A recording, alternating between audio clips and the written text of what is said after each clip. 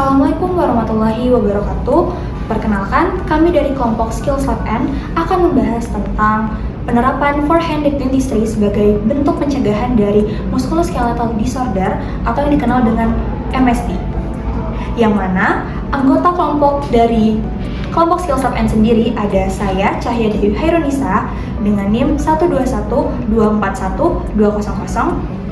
Saya Jennifer Ende Bernadette Opusunggu dengan NIM 121241196. Saya dengan Malta Sinama Buba dengan NIM 121241197. Saya Orizana Jorvikia dengan NIM 121241198. Saya Adelia Gracia Krisyanti Sasono dengan NIM 121241199. Saya Fadila Azizunabila dengan NIM 121241201.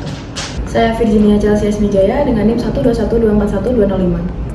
Saya Davina Gloria Heriawan dengan NIM 121241206. Saya Zaki Al-Muhabib dengan NIM 121241207.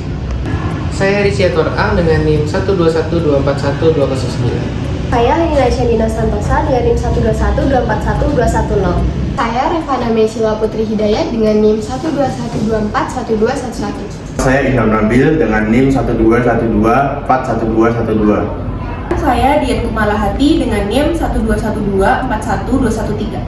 Saya Yasmin Sabita Arifanti dengan NIM 121241215. Pada beberapa penelitian sebelumnya, diketahui prevalensi gangguan muskuloskeletal pada dokter gigi berkisar antara 25-55%. Gangguan MSDS merupakan faktor resiko pada profesi dokter gigi. Sebagian besar juga dari mereka memiliki postur kerja berdiri dan mereka yang mengadopsi postur duduk memilih postur yang salah. Untuk itu, menurunkan prevalensi MSDS tersebut dilakukan analisis untuk mengetahui faktor resiko yang menyebabkan tingginya prevalensi MSDS tersebut. Halo Dek. Halo. Kenalkan, Dr. Davina, Dr. Diana. Kalau boleh perkenalan dulu deh. Nama aku Yasmin Sabita Arifanti dong. Usianya berapa sekarang Dek? Aku baru 9 tahun. Kelas berapa Dek? Kelas 4. Kelas 4.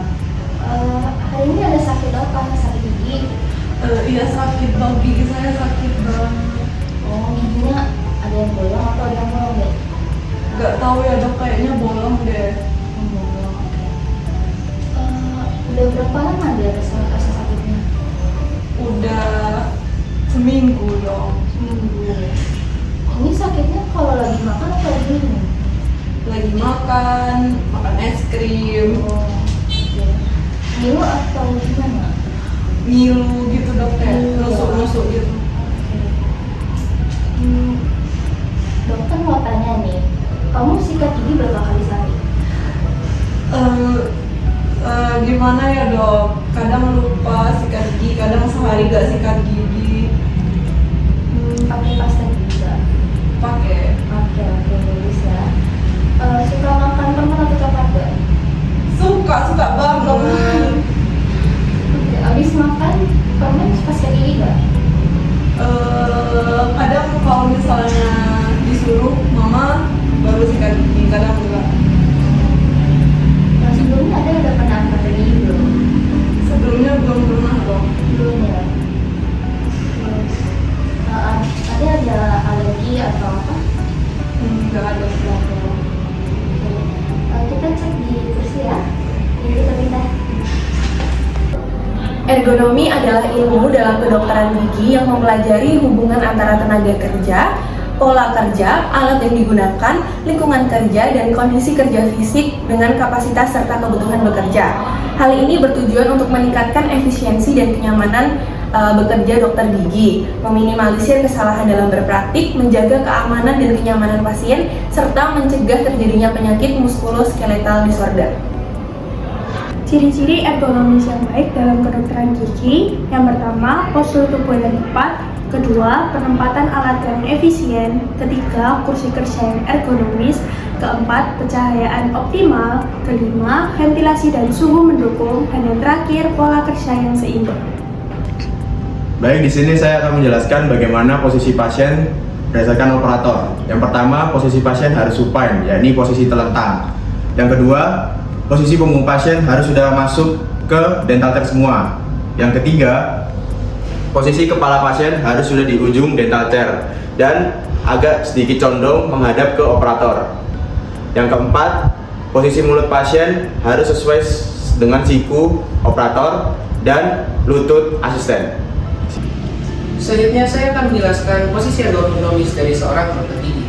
Yang pertama, punggung lurus dan bahu rileks, kemudian pinggul lebih tinggi dari lutut, kaki menapak sepenuhnya di lantai, kemudian siku dekat tubuh, kepala sedikit menunduk. Gunakan kursi dengan sandaran yang ada. Kemudian yang terakhir adalah posisikan pasien agar mudah dilakukan pekerjaan. Baik, di sini saya akan menjelaskan bagaimana posisi asisten berdasarkan cara perawatannya. Jadi untuk yang pertama yaitu posisi asisten harus 10-15 cm lebih tinggi dari operator.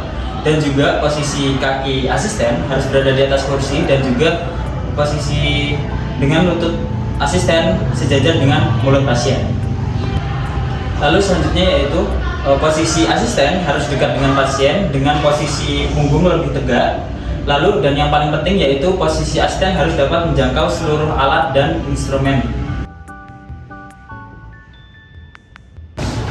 MSD atau musculoskeletal disorder adalah suatu cedera yang dapat mengganggu aktivitas tubuh manusia. MSD ini menyerang seperti otot, ligamen, dan juga tendon. Adapun MSD ini disebabkan oleh dua faktor. Ada faktor individual dan faktor pekerjaan. Untuk faktor individual meliputi usia, jenis kelamin, dan juga faktor psikososial. Sedangkan untuk faktor pekerjaan seperti masa kerja, beban kerja, waktu kerja, postur tubuh saat bekerja, dan juga gerakan kerja yang mengulang. Adapun gejala dari MSD ini seperti nyeri otot dan juga sendi, otot terasa lemah dan juga terasa kesemutan atau mati rasa. MSD ini dapat berakibat pada penurunan produktivitas kerja dan kualitas kerja ikut menurun. Selain itu juga dapat menyebabkan kelelahan fisik serta mental. Adapun contoh dari MSD yang pertama, upper or lower back pain atau nyeri punggung atas atau bawah.